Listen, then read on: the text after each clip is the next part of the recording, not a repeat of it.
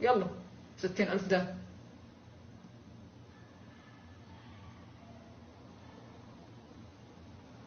ثلاث سنوات وانتم متمادين.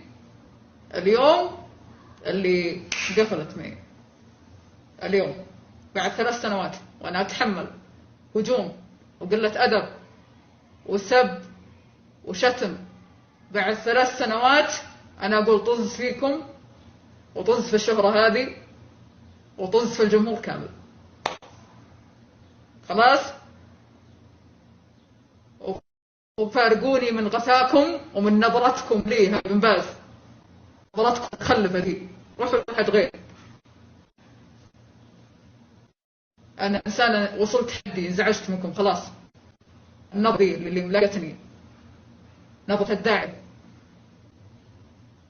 قرفتوني فطلعت وأعطيتكم اللي عندي. يلا بالسلامة.